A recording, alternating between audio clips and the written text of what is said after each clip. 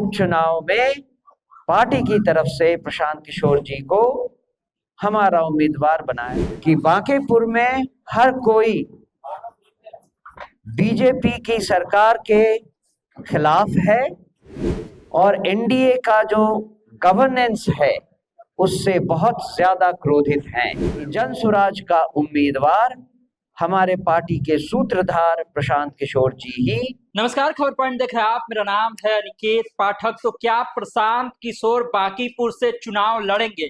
क्योंकि जैसे ही डेट का ऐलान हुआ वैसे ही प्रशांत किशोर की पार्टी की तरफ से बड़ी प्रेस कॉन्फ्रेंस की गई है और इस बात को लेकर के तय किया गया है कि क्या प्रशांत किशोर बांकीपुर से चुनाव लड़ने जा रहे हैं। क्या कहा गया है प्रशांत किशोर को लेकर के और किस तरह से किस दिन नॉमिनेशन के लिए भी तारीख तय की गई है, कब क्या होगा, सब कुछ जो है जनसुराज के प्रदेश अध्यक्ष मनोज भारती के द्वारा बताया जा रहा है। और ये भी बताया जा रहा है कि क्या इस चुनाव में जनसुराज को कांग्रेस या आरजेडी का साथ भी मिलेगा क्या। तो सबसे पहले आप जो है प्रेस कॉन्फ्रेंस को सुनिए और उसमें किस तरह से मनोज भारती प्रशांत किशोर को लेकर के और साथ ही साथ अपनी पार्टी को लेकर के, गठबंधन को लेकर के ऐलान करते हुए नजर आ रहे हैं। मैं आप सभी प्रेस मीडिया के साथियों का स्वागत है।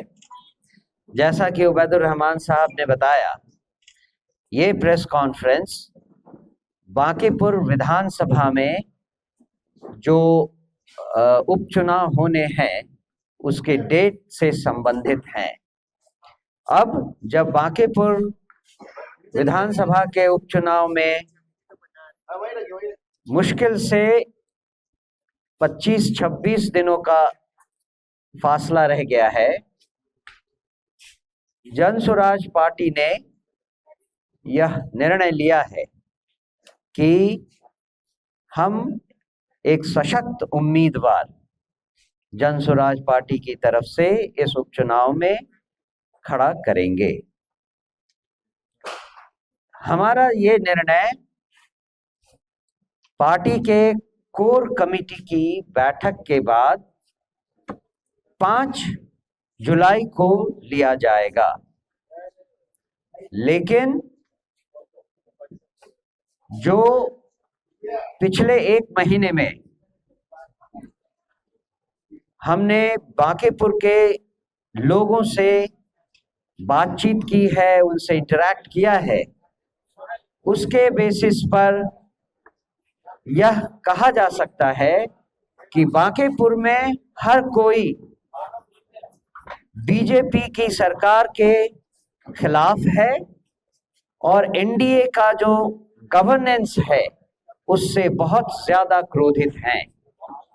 जिस तरह का मिसमैनेजमेंट बिहार में इन जनरल और बांकीपुर में देखा जा रहा है, उससे बांकीपुर की जनता बहुत ज्यादा ही आक्रोशित है।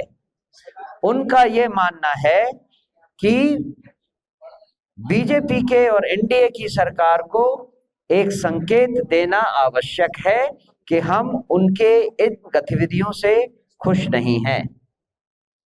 उन्होंने हमसे, जनसुराज से यह कहा है कि जनसुराज को इस उपचुनाव में अपना उम्मीदवार खड़ा होना करना चाहिए और उनकी मांग है कि जनसुराज का उम्मीदवार हमारे पार्टी के सूत्रधार प्रशांत किशोर जी ही हों।